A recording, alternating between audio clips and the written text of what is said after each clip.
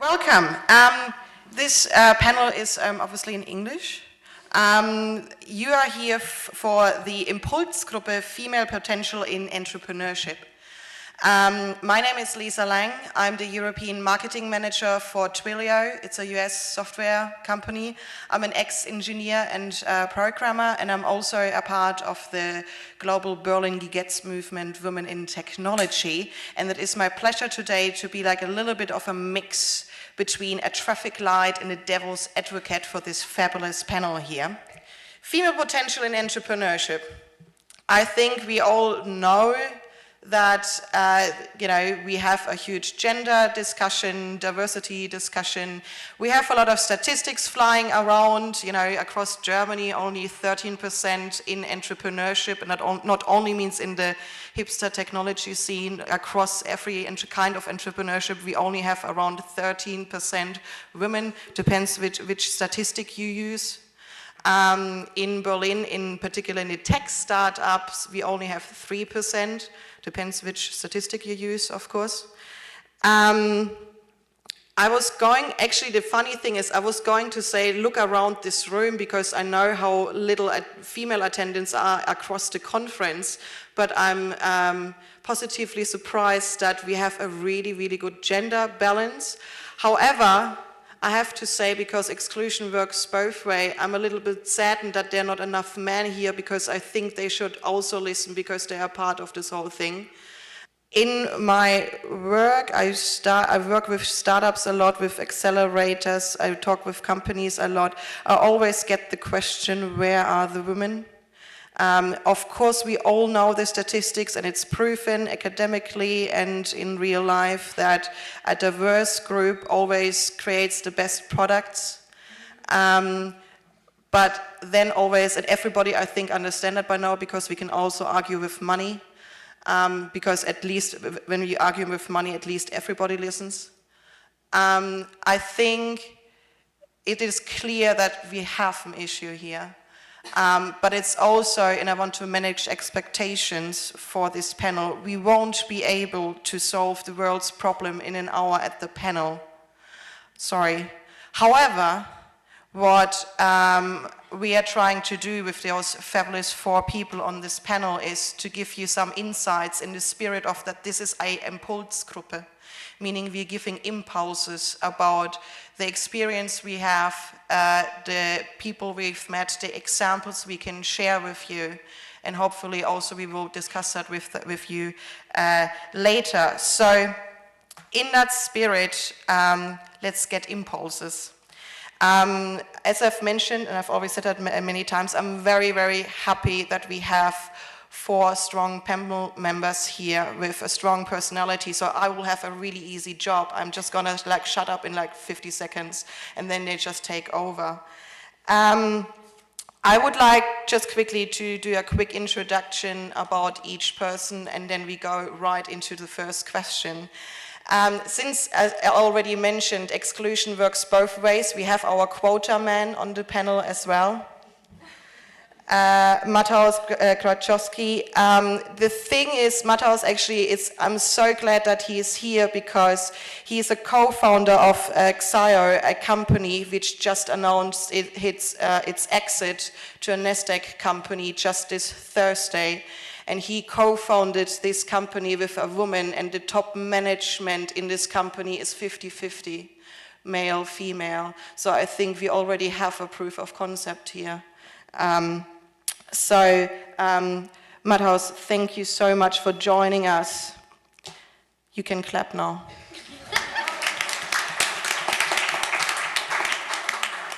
Then also just arrived in Berlin, Sarah O'Neill, fashion designer. She's been running her own label since years, but also she is a quite well-known DJ, runs already just a little bit in Berlin, already runs DJ shows on local radio stations here. She's an early entrepreneur and unstoppable, and I'm very, very glad that she is here. Welcome, Sarah. Then we have the fabulous Rohan. Anna used to work as a product manager between Germany and China for many, many years. And then she just started to stomp a company after the next one out of the ground. In the last 7 years, she founded 6 companies. Her current one is Fast Forward Imaging, and that is in the hardware business, which is a huge male domain. So she's here and she's going to share her story with us. Welcome, Anna. And then last but not least, of course, we have Racheeva. Val, actually, she worked for years at a governmental agency where she supported startups and companies to get off the ground and funding. And after many years, she supported everybody. She said, like, I can do this too, and founded a company. And learned that, and while she was doing that, she looked around and realized there are not enough women here. And in true entrepreneurial spirit, she said, like, we have to change this, and started We Found, which is based in Berlin, where she wants to tackle the low numbers of women in the entrepreneurship industry and wants to help them to get access and to be as strong as they already are. But, you know, to actually go over the barrier and jump and do it. Let's do it. So, also with that, let's do it. Let's get started. I told you I'm going to be devil's advocate, so I'm starting with Val. So you've been helping a lot of people. You've been talking with a lot of women. I've lost count for like how many women you've supported. You talked. You ran a lot of events in Berlin. So what's the problem? Are women just not tough enough? We women, we think that we need to be tough. So we need really to be like men. Like, we need to be tough. We can do that. What I think that what is missing and what is not being embraced there is that our femininity. And with that, you can do a lot of things, believe me. You don't need to be tough always. So entrepreneurship is not always about being tough. It's about knowing your goals, it's about perceiving your goals, and it's about knowing who you are. And about being more soft, about being more vulnerable. If you're vulnerable in a team, what I also seen in our team, when I allow myself being vulnerable, when I allow myself being a woman, also the team reacts differently.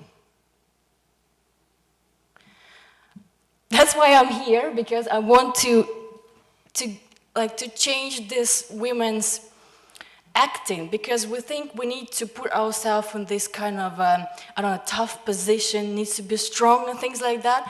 But I think we can change a lot we can do a lot of things with what we have. Because we're super communicator, we know how to be vulnerable, and I think tears is the best thing you can do in team. And I think business needs to change a little bit in direction of being more emotional, because I also read a book about difficult conversations in a team. So I have to learn that too myself. And can you give us an example? I say in my previous team, so before making a We Found, I had a business idea, and back in the days of Switzerland, and at that moment I was a very tough woman. So I'm Russian, and we are very like fast and like want to do and ambitions. And I think it helped me, but it didn't help me that much, and that's why my first startup failed, because I was not able to communicate my emotions. I was not able to communicate what I really want. So, and We Found is also a startup because we're also only 8 months old, although we're a non-profit organization. Right. I can tell you, like, we recently launched a crowdfunding campaign, and it's been a very tense thing for us. We've been working like super tense. There was like super tense. We need to launch it because we want to launch it earlier, and there was like, how to say, disagreement between us founders. Egos came through, and there's like a question of competition and things like that. So we started shouting each other and things. Of course, I could become tough and say, hey, shout out, this is what I want to reach. But I just took a step back and I said, hey, Franziska, this is how I feel when you talk to me like this. And when you communicate with people on this emotional level, you can connect better with them. And it helped me to solve lots of problems. I would love to, rather you've already answered my question that I was going to pose, because I was wondering whether you were actually speaking to a male crowd or a female crowd in that instance. Because, I mean, I know that Lisa wants a lively discussion, and I would love to just put out there that I completely disagree with your point of view. Cool. Because That's awesome. and I respect it, but I disagree with it because, and I mean this may be very strongly so, because I work in an all-male dominated environment. And let's be honest, if I'm not as tough as the guys, and if I'm being emotional, I will alienate myself from them strongly. And that will not actually get me where I need to go.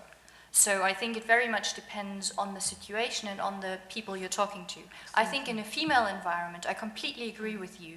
Being feminine, being actually drawing on those strengths is perfect if you're actually in a female-dominated environment. If you're in a male-dominated environment, like the hardware tech scene here in Berlin, you will lose, you will fail within a heartbeat if you sit there and you start having tears streaming down your face. I mean, I've been there.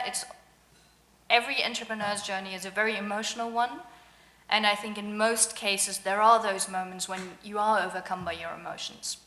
And I think that to a certain extent it is very healthy to allow that, but in certain situations it is just plainly the wrong path to choose.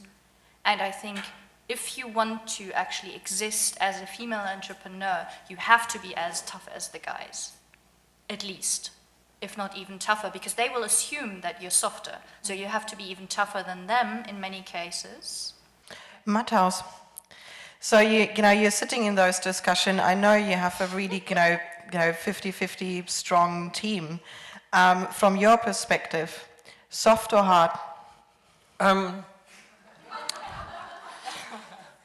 Thanks, Lisa. I think it's a mixture of both, right? So in our case, I used to be the CEO first, and then I basically had, after 2 years, I had the experience of having to give up control and giving it away to my co-founder. I'm one of these, I need a little bit of creativity every day. If I have to manage teams which are larger than 10 people, I don't have patience for that, for structure. So, and then we had with 3 founders, we had 6 managers, and 3 of them were female, meaning people, when you're manager, you're able to hire, you have your own budgets. So liked who got hired and why were taken by a lot of females. I think we liked people who were grown up. So even if you were 23-year-olds, you better were 14, you were earning your money since you were 14. That was like an Australian dude with a really, this attitude of toughness, which was just described. And what we had to teach him is the opposite, which is to listen, right? And his girlfriend is thanking us these days. Then there's the opposite part, right? Where we had one of the female lead at an all-female design team. She had a really tough time to be pushy in the sense of believing in her own ideas, right? And talking about her, she did great work, but she had a really tough time in saying, this is great. This is what I believe in. So it's not even the pushy and not showing emotions, but it's this, and I find a lot of entrepreneurs have a really, really hard time to talk about their work and achievements in comparatives and superlatives. We like to hire mothers really well, right? We were a team between 21 and 48. And we really like to hire mothers because, you know, things get done, there's no bullshit. Like, you know, they do, you know, because they have to manage so many projects in their lives, right? They do the work of 10 hours within 4 hours, right? So that's also like a different kind of toughness, right? And so for like Zaya was a competition of what you believe in and you being able to push through things in the system. So that was, I think, the compromise. But like, just as like, you know, I think like you have, you know, environments just like well described, or you know what Anna lives in, right? It's you have to adapt and you have to play by the rules and find your own mixture between softness and toughness. Lisa, are you happy with this answer? Yes, I am. Thank you very much. The question is, how do you find your voice and how do you get confident enough? So I would, Sarah, like since you're creative and also like fashion is, again, very male dominated. How did you get your voice and especially your unique style across? So when I kind of started my own label out of college, so I almost did it out of naivety. I didn't really know what I was getting into. And I guess it was just kind of through working and through kind of pushing myself forward and actually taking advantage of opportunities when they came my way and not being too shy to do that.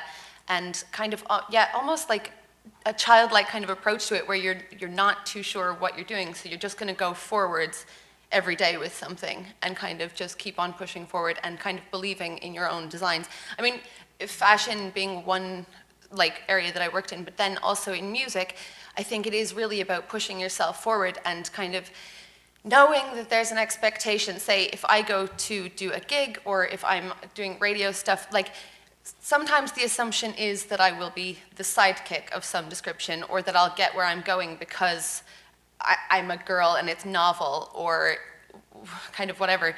But I think it's just about knowing your own worth and knowing that you can do a great job and actually being sure that you are good. Like, do what you do, but do something you really, really love and that you're passionate about and that you want to work hard at, because you do need to be as good, if not better, because people will assume that you will get places based on your femininity, But I think you do really need to know what you're about and just own that, really.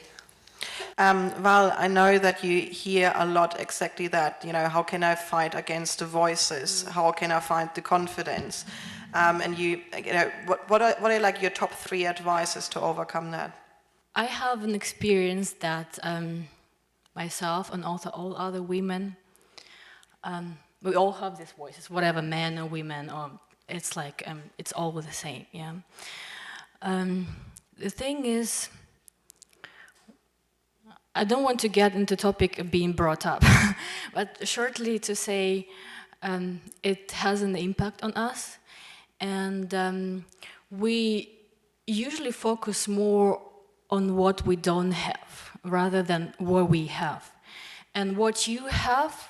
It's yourself, and it's the biggest thing that you can ever have, because with this you can do whatever you want. And usually we have all this negative perspective of ourselves. So if something doesn't work out, we super blame ourselves. We super get into negative mood and blame ourselves and not seeing the good thing that we have done. And this is very important. Like every day, for myself, I also sometimes get in this negative because it's all intense. You need to work, you want to grow it, and things like that. So important for me when I go in the evening, when I reflect always on my day. I just take 5 minutes for myself and I reflect on my day, and I think of what good things I did, things I achieved. And it really helps me for the next day to wake up and say, yeah, I can do lots of things. And with that, we also have started I Am the Power campaign. This is the global campaign for boosting women's confidence and helping to reach their goals. So it's kind of a self-commitment 30 days campaign, where you can join the community and you either you write for yourself every day the good things that you have done. So you can really appreciate yourself. You need to learn to be your own parent. So also before going here, I said to myself, well, it's gonna be great. You did good, although my parents never call me, and I don't call them too. So I learned to be my own parent. I said to myself, last year you've been an entrepreneurship side, you just started developing concept, and now you're sitting here, you did it good. And it gave me lots of confidence to be here and to speak up very personally. Anna, how do you start your day? Like confidence boost? Are you like jumping up and down? Do you drink like an orange juice with grapefruit? Like tell us the secret, because I know you're so busy. Yeah, what's your secret sauce? To be perfectly honest, at the moment I'm finding it very, very hard to get out of bed in the mornings, which is due to the fact that A, I am very, very busy, and B, I always find it really hard in the autumn when it starts getting grey and all that. When the sun is out, I find it really easy to get out, but at the moment it's really a pain in the ass, to be honest. There's actually two things. I mean, what I always like to do, which I don't always manage because I don't always get up in time, is to actually do just a really quick yoga session in the morning, but just kind of 10 minutes or so. But that just kind of only works, let's say, 50% of the time max. I do like to take my time to actually have breakfast in peace and quiet at home before I head to the office, because I know that as soon as I'm there, basically I won't stop talking, I won't stop listening, I won't stop thinking. And having 10 or 15 minutes in the morning to just have to myself is super important to me. And then I just developed a new routine because I started doing a very intensive coaching with a sales coach. I have to say that I used to be very hesitant about the whole topic of coaching because in some cases I think, well, I just know a few people who went into coaching and I would not let them talk to me about anything I do, but that's maybe just a personal thing.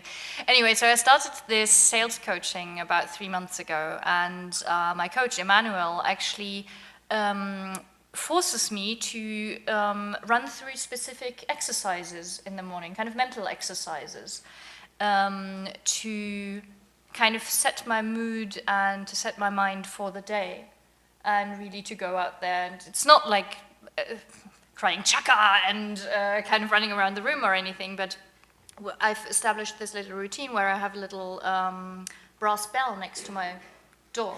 And so when I leave the apartment, I ring that bell to remind me that now my day is starting. And from that moment on, basically, I'm going full throttle until I hit the pillow in the evening. And also, this might sound a little bit silly, but it's something I watched in a TED Talk, and it's actually helped me loads a lot of times. So it's power posing. So before you have an important meeting, or you have like someone you need to meet, or you need to speak to somebody, or whatever it is, you literally open up your body language and you stand like that, say in a bathroom or wherever you are in your house before you start your day, and it raises your testosterone levels, and I cannot tell you how much it helps sometimes. And it seems ridiculous when you're doing it, granted, but oh, the brass bell does as well. It's like ding. Yeah. I absolutely agree with you. Yeah. But it's literally like a physical reaction inside your body that you actually can't. You can't. I mean, I should have done it before I came in here, but I didn't. But I did it, so it was very helpful. I went to the toilet and I practically stand like that. Yeah. And I smiled, and it made me feel really great. Yeah, it does, and it's can not only something you recommend. can do with thoughts. But then also the thoughts thing, it's something they do a lot in the space program, because they say if you go through an experience in your mind, your body reacts in the same way when you go through it in real life. So if you can kind of like imagine what a situation will be like and kind of work through it in your head, it gives you the same physical reactions. And I think there's a lot to be said for that, and then also remember, if something's going terrible, it will be over in a series of minutes. So you're fine. Like, it's never going to be that bad. So thank you very much. I actually, like, one of my mentors told me, it's like, before you start your day, remind yourself of 20 things you're thankful for every morning. And it's actually, like, sometimes really hard, but like starting with like, oh, it can start something with like, I'm happy that, I didn't chip my fingernails today because I have a sales meeting. or I'm really grateful of that I have the best husband in the world who is like just, supporting me wherever he can. However, sorry, I've promised I'm going to play devil's advocate here. Matthaus, so the thing is like, we were talking about women who need like support and everything and, all of those mental changes whatsoever. So, and there are a lot of programs out there which like support women to get into tech, into entrepreneurship. Does that mean you have to treat women differently, like in a special way, just so you get them like to join your team? I think that generally, like tech or tech entrepreneurship is a quite difficult space for women. It's not something they usually attracted to, and that's partly due to the fact that a lot of the guys in power are 25-year-old nerds who are most comfortable with laptops. And like we all have our own comfort zone, right? And especially like with tech, there's a lot about geeks and outsiders, right? So they cling on to the thing which they know best, which is usually coding. And they basically spend a couple of years with the things which they're most comfortable with, which is coding and laptops. And then they hit 30 and start dealing less with laptops and discover that there's women out there and that you have to deal with them differently. So I think like systematically, it's not something, like it's usually like, and I think you really heard it in the first question, all the three founders here had to adapt to the situation, right? They didn't set the situation, they didn't set the rules. They had to adapt. So it's something, like when you join something, you need to deal with the rules. I think the thing which I think people, if I would pretty much brainstorming like out of the top of my head, if I would do a hierarchy of things which female founders enjoy most is, it's above all a situation of trust within the team, right? If you have like this McKinsey type of situation, right, it's not something which strong female founders enjoy usually, right? Unless they have really good coping mechanisms, be it a great husband, kids, or other pieces where they put their emotional life into. So that's, I think, number one. Another point, number two, like a little bit what you expressed. Well, like when you're able to express yourself a little bit more as a woman, be it in the clothes you wear, right? Sometimes like Lisa's nail polish is not really looked up to positively in many spaces. Like if you can do that, right? If you can, say, hey, I feel like this that way and I want to show it in my wardrobe, or generally with my bubbliness, or I'm a little bit more sad today, and this, and you're not going to judge that you do a bad job or you're less of a leader. I think that's something terribly important too. I think that these two pieces probably are key. So, and also I'm walking the talk and I'm going to share you a little story. I used to be really, really shy. It's not a joke. And I grew up to become a housewife, my poor mother, little did she know. I'm the oldest one, and it took me 10 years to actually realize I can do something on my own. I never thought I'm going to be an entrepreneur. I never thought I'm going to go out and live overseas for 5 years. It just like kind of happened. But I think what also you see like the pattern here is like surround yourself with the right people. This is not gonna happen the same time. You have to drop some people, you have to reach out to some people. I had really good mentors. I found them myself. There is a Buddhism saying, it's like when the student is ready, the teacher will appear. Find your own mentor, but if you don't have a mentor, that doesn't make you stop. You still have to keep going because sometimes you're alone.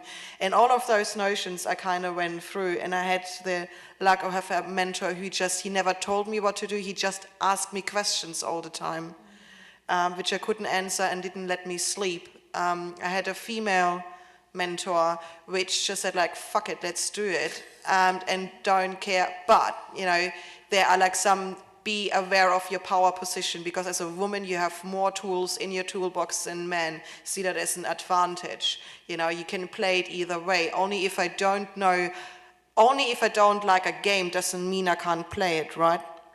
So all of that, and it's actually funny because it's like a journey of 10 years. Here in Berlin especially, there are an ecosystem around it. There is a mentorship program. There are women. There is a group of mompreneurs, mothers who run their own companies in all kinds of industries. They're meeting up here in Berlin on a regular basis. We have WeFound, we have Berlin Gigettes, we have Digital Media Women. There are so many forums. Men, of course, are welcome to everything. I just want to say exclusion works both ways. Don't forget that. Don't exclude yourself from that. We are all in this in together. And that whole gender thing is also again a part of the diversity panel. Probably next year my pitch for this next version of this panel is let's talk about diversity, because gender is just a part of that.